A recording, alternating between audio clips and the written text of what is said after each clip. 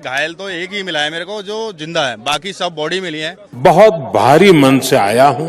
दिल्ली में हुई भयावह घटना ने सभी के मन को व्यथित कर दिया है। मतलब आपने पूरी की पूरी पावर आतंकवादियों को उठा के दे दी कि भैया आपको युद्ध चाहिए ना, आप एक अटैक कर दो, युद्ध हो जाएगा। Or in any other situation in our country, the Home Minister would have resigned. Probably Mr. Amit Shah is the most incompetent Home Minister in independent India. उनके तो हाथ भी नहीं थे।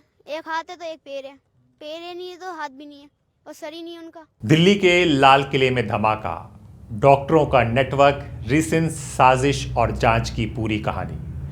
दिल्ली का लाल किला देश की आज़ादी का प्रतीक, प्रधानमंत्री के भाषणों का गवाह और भारत की आत्मा का प्रतीक। लेकिन इसी लाल किले के नाम से जुड़ी एक नई कहानी ने देश को झकझोर दिया। नमस्कार, मेरा नाम हैदर अब्बास नकवी है और आप लोग मुझको इस वक्त द स्वतंत्र पर देख रहे हैं। एक विस्फोट, एक साजिश और डॉक्टरों के नेटवर्क की चौंकाने वाली परतें। 12 नवंबर की सुबह राष्ट्रीय अखबारों की सुर्खियों में एक नाम सबसे ऊपर था, डॉक्टर उमर नबी। जम्मू कश्मीर के पुलवामा का रहने वाला डॉक्टर पेशे से और अब आरोप लाल किला विस्फोटक का मास्टरमाइंड। जांच एजेंसियों का कहना है कि उमर ने फरीदाबाद के एक घर में स्पेक्टुलर अटैक यानी बड़ा धमाका करने की योजना बनाई थी। उमर और उसके साथियों ने एक i20 कार से दिल्ली तक सफ़र किया और वहीं कार रेड फोर्ट के पास धमाके में इस्तेमाल हुई। कौन है डॉक्टर उमर नबी? एक समय पुलवामा के अस्पताल में पढ़ने वाला, फिर मेडिकल कॉलेज से जुड़े डॉक्टर और धीरे धीरे आतंक के नेटवर्क से संपर्क में आया। एजेंसियों के मुताबिक उमर की मुलाकात 2 और डॉक्टरों से हुई, डॉक्टर अहमद मोइनुद्दीन सैयद और इश्तियाक वागे। दोनों अलग अलग राज्यों में प्रैक्टिस कर रहे थे, लेकिन सोशल मीडिया और वैचारिक नेटवर्क ने उन्हें एक साथ जोड़ा। जांच में सामने आया कि इन तीनों ने मुजफ्फरनगर के एक मदरसे में साथ पढ़ाई की थी। वहीं से शुरू हुआ एक कट्टरपंथी सोच का सिलसिला, जो आगे चलकर विस्फोट की साजिश में बदला। यह कहानी सिर्फ कश्मीर की नहीं थी, इसकी डोर फरीदाबाद, सहारनपुर और शोपिया तक फैली थी। फरीदाबाद में पुलिस ने एक कमरे पर छापा मारा, जहां से अमोनियम नाइट्रेट और विस्फोटक सामग्री बरामद हुई। उसी कमरे में इश्तियाक वागे इस्तेमाल करता था, जो शोपिया के नदीगाम इलाके का मौलवी था। पुलिस का दावा है कि वागे ने ही उमर को ब्रेन वॉश किया और उसे जिहाद के नाम पर इस आतंकी मिशन से जोड़ा। दोनों के बीच लगातार संपर्क में रहने के परिणाम फ़ोन रिकॉर्ड और डिजिटल चैट से मिले हैं। इसी बीच एक और चौंकाने वाली खबर गुजरात से आई। गुजरात एटीएस ने हैदराबाद में डॉक्टर अहमद मोइनुद्दीन सैयद के घर पर छापा मारा। वहां से जो चीज़ें मिली, उन्होंने जांच एजेंसियों को हैरान कर दिया। रीसिन, दुनिया की सबसे घातक जैविक जहरों में से एक। सिर्फ 1 ग्राम रीसिन सैकड़ों लोगों की जान ले सकता है। डॉक्टर सैयद के घर से इस जहर को तैयार करने के लिए कच्चा माल और रासायनिक उपकरण मिले। ये वही सामग्री थी जिसका जिक्र कुछ हफ्ते पहले कश्मीर से जुड़े चैट ग्रुप में हुआ था। अब मामला साफ होता दिख रहा था। लाल किला विस्फोट, फरीदाबाद का धमाका और गुजरात में मिला रिसिन, तीनों एक ही नेटवर्क के हिस्से थे। जम्मू कश्मीर पुलिस ने उसी दिन 4 जिलों में 200 से ज़्यादा जगहों पर छापेमारी की। टारगेट था जमात-ए-इस्लामी JEL, जो साल 2019 से बैन है। पुलिस ने बयान में कहा, ये रेड्स जारी प्रयासों का हिस्सा है ताकि आतंक के इकोसिस्टम को ख़त्म किया जा सके। कुलगाम, शोपिया, गांदरबल और अनंतनाग में सैकड़ों लोग हिरासत में लिए गए। डिजिटल डिवाइस, दस्तावेज और हार्ड डिस्क जब्त की गई। डॉक्टर उमर नबी ने दिल्ली में एक फर्जी एड्रेस देकर अपनी i20 कार रजिस्टर कराई थी। जांच में पता चला वो एड्रेस असली नहीं था। कार का इस्तेमाल 10 नवंबर की रात रेड फोर्ट के पास हुए धमाके में किया गया। घायल तो देखो जी, घायल तो एक ही मिला है मेरे को जो जिंदा है, बाकी सब बॉडी मिली है। 4 बॉडी उसमें से गाड़ी में से निकाली है। गाड़ी तोड़ तोड़ के लोग बागों ने उसमें निकाली, जैसे फंसी हुई थे। और बाकी बाकी 2 रोड पे से आधी आधी। सेंट्रल एजेंसियों ने पता लगाया कि उमर ने दिल्ली में कुछ डॉक्टरों से संपर्क किया था जिन्होंने मेडिकल कैंप के बहाने साजिश से जुड़ी मीटिंग की थी।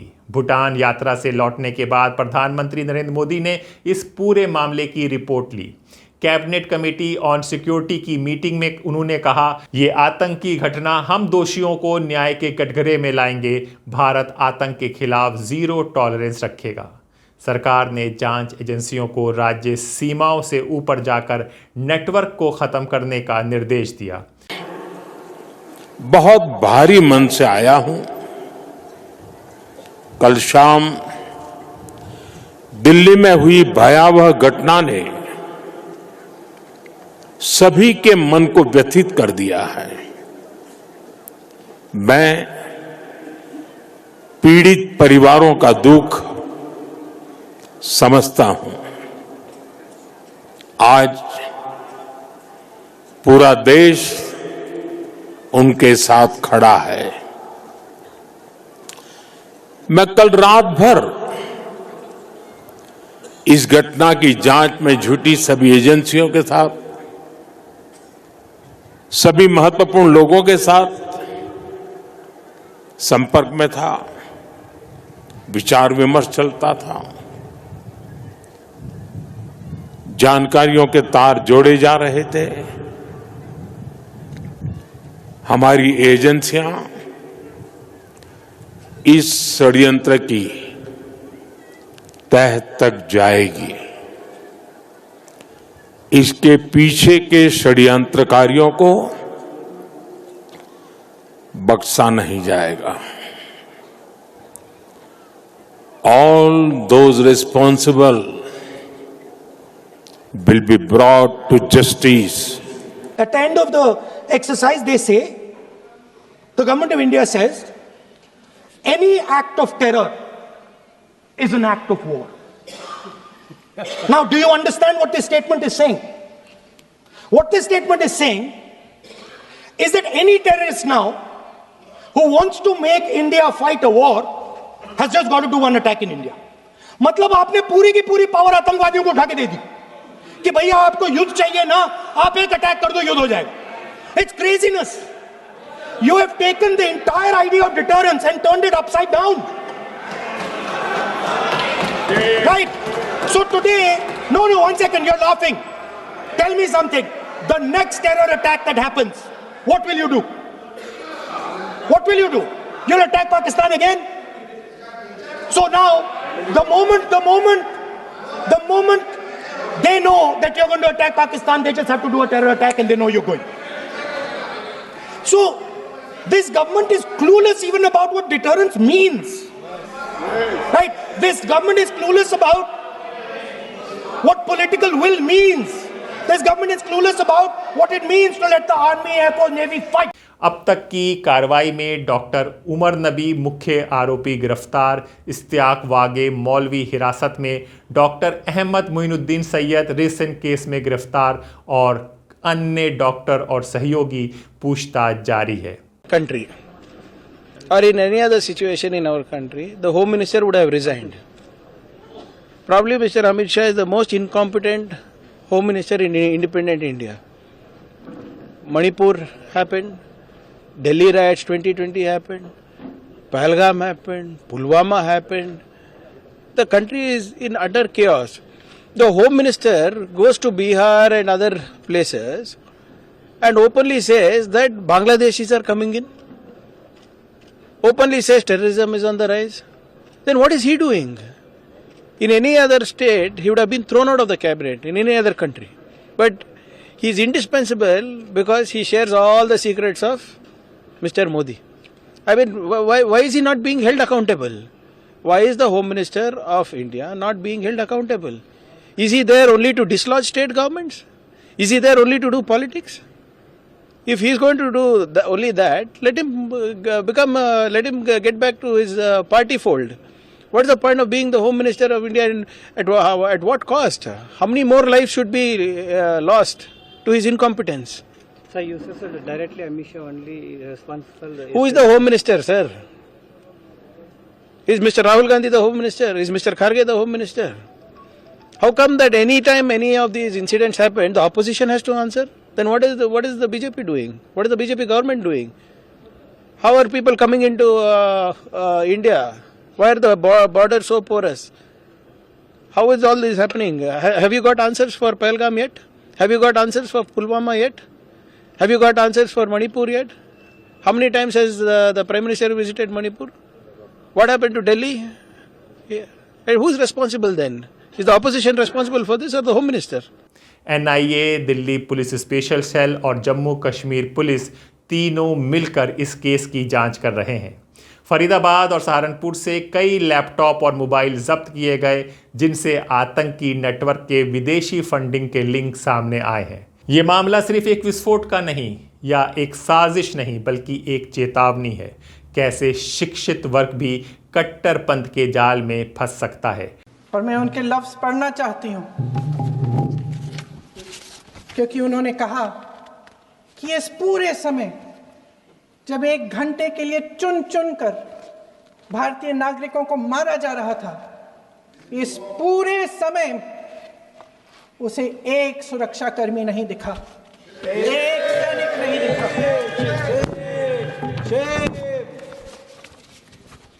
शुभम की पत्नी ने कहा, कोट, मैंने अपनी दुनिया को खत्म होते हुए देखा, अपनी आंखों के सामने एक सिक्योरिटी गार्ड नहीं था।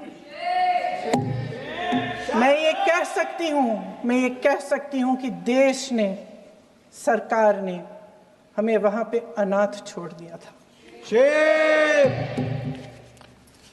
सिक्योरिटी क्यों नहीं थी वहां? वहां पे एक सैनिक क्यों नहीं दिखा? क्या सरकार को मालूम नहीं था कि यहां रोज 1000 से 1500 पर्यटक जाते हैं? क्या सरकार को मालूम नहीं था कि यहाँ के पहुंचने के लिए जंगल के रास्ते से जाना पड़ता है? अगर कुछ हो जाएगा तो लोग वहां से निकल नहीं पाएंगे। एक चिकित्सा का इंतजाम नहीं था, फर्स्ट एड का इंतजाम नहीं था, कोई इंतजाम नहीं था, ना सुरक्षा का ना फर्स्ट एड का। इन लोगों को भगवान भरोसे छोड़ दिया गया। ये लोग वहां पे इस सरकार के भरोसे गए और इस सरकार ने उन्हें भगवान भरोसे छोड़ दिया। डॉक्टर जिनका काम जिंदगियां बचाना है, जब मौत के सौदागर बन जाएं, तो समाज को आत्ममंथन करना ज़रूरी है। आतंक अब सिर्फ जंगल या सीमा पर नहीं, बल्कि सोशल मीडिया, वैचारिक समूहों और डिजिटल दुनिया में पल रहा है। लाल किले की दीवारें आज भी खड़ी हैं, लेकिन इस बार उनमें गूंज रहा है सवालों की, क्या सच में हम अपने ही भीतर छिपे आतंक को पहचान पा रहे हैं? जांच अभी जारी है, कई रहस्य खुलने बाकी हैं। रिक्शा चलाते थे, टी शर्ट देख के पहचान लिया था। आपने पहचाना? हाँ। तो किसने खबर दी थी आपको कि पापा के साथ क्या हुआ क्या नहीं? चाचा ने। क्या बताया था? चाचा ने फोन बोल के करा, लाल किले में बम फट गया। हाँ? लाल किले में बम फट गया। किसने बताया? चाचा ने। पापा घर से गए कब थे बैटरी रिक्शा लेकर? सुबह 10 बजे। सुबह 10 बजे। रोज का उनका यही टाइम था जाने का? नहीं, कभी लेट जाते थे, कभी जल्दी। आप रुक जाइए जी। कभी 8 बजे जाते थे, कभी 7 बजे जाते थे, कभी 11 बजे, ये सब टाइम थे उनके। तो यहाँ शास्त्री पार्क से लाल किला की तरफ उधर ही जाते थे, वहीं बैटरी रिक्शा चलाते थे? हाँ, उधर उसी साइड चलाते थे, लाल किले की साइड ही चलाते थे गाड़ी। तो मम्मी ने बताया कि मम्मी की कब बात हुई थी पापा से? हाँ, आखिरी बात दोपहर में। हाँ। क्या बात हुई थी, कुछ बताया मम्मी ने? पता नहीं, मैं तो काम पे था। काम? हाँ। पढ़ाई करते हो? हाँ। घर पे और कौन कौन है? 2 बहनें और मैं हूँ, और अम्मी है, बस। मम्मी भी चल नहीं पाती? अपाइज विकलांग है। हाँ। मुझे ये बताओ, आपने कहाँ जाकर पापा की शिनाख्त की थी? अनवर वाले के यहाँ। अनवर वाला कौन? अस्पताल। अच्छा, LNJP, इरविन हॉस्पिटल में। अच्छा, वहाँ पर पहचान की जाकर के। कैसे पहचाने पापा को? टी शर्ट देखकर, अंदर में जो टी शर्ट पहने हुए तो वो वाले टी शर्ट पहने हुए थे? White T shirt. और टैटू चिपका हुआ था। टैटू कहाँ था? बीच में, पेट के साइड यहाँ पर। अच्छा टैटू था, हम्म। वो आपको ध्यान था।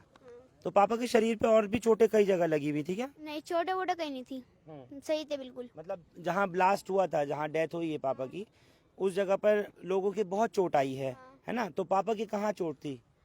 उनके तो हाथ भी नहीं थे। एक हाथ है तो एक पैर है, पैर ही नहीं है तो हाथ भी नहीं है, और सर ही नहीं है उनका। चेहरा नहीं पहचान पाए थे? चेहरा नहीं थी, खाली पीठ था, सामना हाँ? सामना था, खाली सर नहीं था। सर नहीं था। फिर हम लोगों ने पहचान लिया टी शर्ट देखकर। डॉक्टर ने क्या कहा आपसे?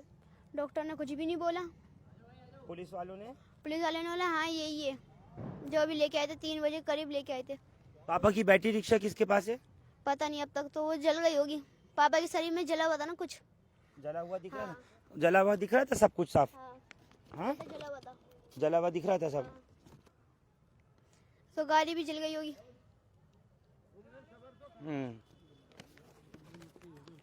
जब हमें जब पता लगा कि सुबह के टाइम उनकी नानी से दादी से पता चला कि ऐसा ऐसी बात है, जलाल हमारा लोंडा मतलब उस हादसे में मर गया, पता चल गुम हो गया। फिर साथ ही बात गए थाने में कंप्लेंट करने। जब कंप्लेंट करने गए तो कंप्लेंट में फिर पता चला कि भाई हॉस्पिटल से फोन आ गया। उधर मिट्टी दे रहे हैं? हाँ मिट्टी दे रहे हैं तो उधर जाइए। तो अर्बन से फोन आ गया कि ऐसी ऐसी बात है, अभी डेड बॉडी आई है, आप पुष्टि कर लीजिए आकर। जब इन्होंने पुष्टि करी, बच्चों ने इनकी बीवी ने पुष्टि करी, तो पता चला भाई बच्चे उन्होंने ये कपड़े पहने का, मतलब जैसे बच्चे ने बताया। तो बच्चे ने सफेद रंग की टी शर्ट पहने हुए थे और उनके पेट पे टैटू बना हुआ था।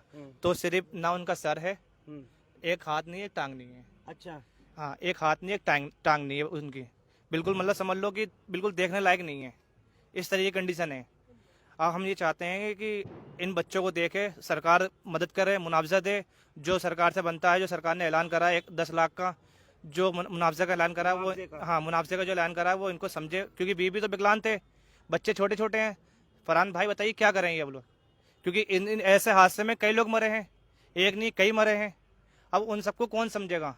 सरकार नहीं देगी मुआवजा तो कौन देगी, क्योंकि कोई कमाने वाला नहीं है इनका। अब बेचारे बीवी विकलांग थे, वो कहाँ क्या करेगी? लेकिन एक बात साफ है, भारत आतंक के सामने झुकेगा नहीं।